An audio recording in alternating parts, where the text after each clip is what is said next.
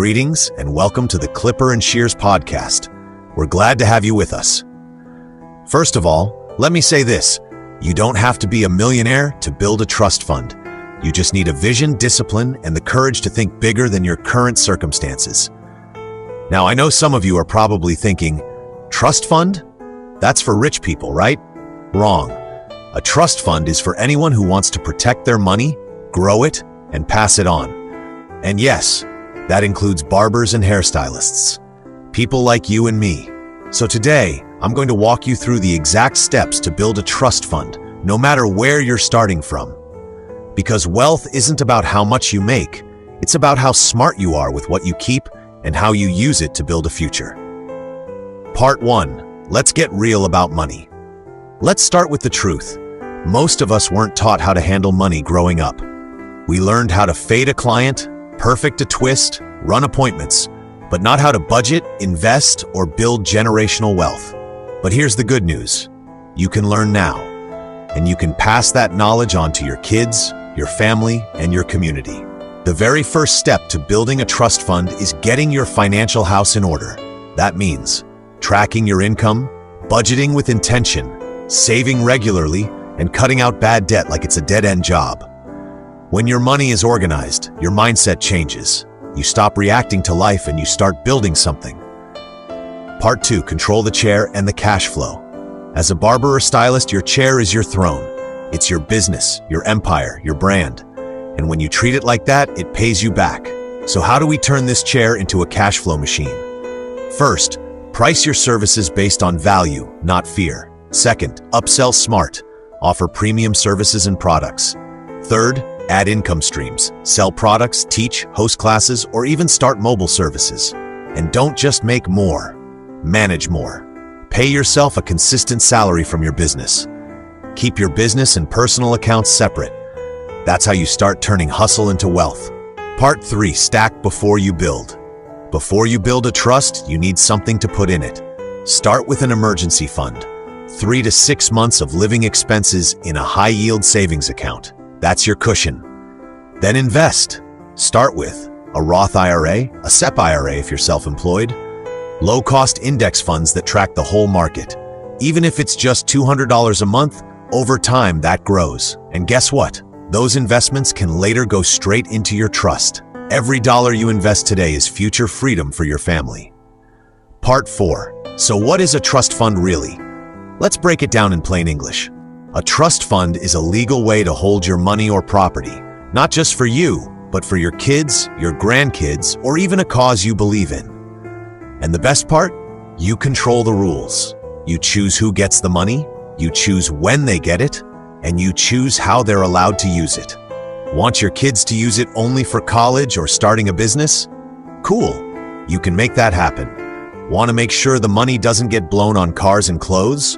You can put those protections in too. There are different types of trusts, revocable, irrevocable, spendthrift. But for most of us starting out, a revocable living trust is a smart move. It's flexible. You can change it as your life changes. Part 5. How to set it up, step by step. Let's talk about how to actually build this trust fund from scratch. Step 1. Set your goal. What's this trust for? College for your kids? A retirement fund? A down payment for your future grandchildren? Be clear, because that purpose will guide everything you build. Step 2. Hire an attorney. Yes, it's an investment. You might pay $1,500 to $3,000, but if you're serious about wealth, this is a small price to protect it. Step 3. Fund the trust. Start moving assets into the trust. A percentage of your business income, investment accounts, real estate you own, even a life insurance policy. Let your money live in a place where it's protected and where it can grow with intention. Step 4. Name your trustee and beneficiaries. Your trustee is the one who will manage this when you're gone or unable. Choose wisely. It could be a responsible family member, a lawyer, or even a professional institution. And your beneficiaries? That's your legacy. So make sure they're ready. Part 6. Feed the trust like it's a business.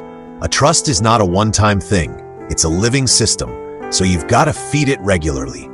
Create a plan. Set aside 10 to 20% of your profits to go into assets held by your trust. Reinvest dividends from stocks, Add properties or business shares as you grow. This isn't just saving, this is strategic wealth building. And remember, you don't build wealth by accident. You build it on purpose. Part 7, teach the game, don't just play it. This next part is crucial. A trust fund without knowledge is just money waiting to get misused.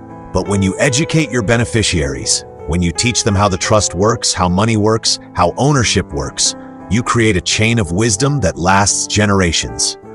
Let your kids know why you did this. Let them see how you went from cutting hair to cutting checks to creating legacy. They'll never forget it. Part 8. What happens next? Here's what I want you to do after listening to this episode.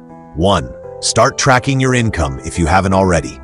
2. Open a retirement or investment account and set up automatic transfers. 3. Schedule a consultation with a trust attorney, or at least look one up. 4. Write down your vision. Who are you building this for? And most importantly, believe that you can do it, because you can. You might not be born into wealth, but you can be the one who starts it. You can be the one who changes your family's story. To all the barbers, stylists, braiders, locticians, you are artists, entrepreneurs, and now wealth builders. The clippers in your hand are just tools, but the vision in your mind? That's the real power. So go build that trust fund, build that legacy, and let your chair be the place where financial empires are born, one cut, one client, and one smart move at a time. Keep creating, keep building. Thank you so much for tuning in to the Clippers and Shears podcast. We truly appreciate your time and support. Be sure to follow us across all social media platforms to stay informed on our latest updates and upcoming episodes. Until next time, take care, stay sharp, and keep creating.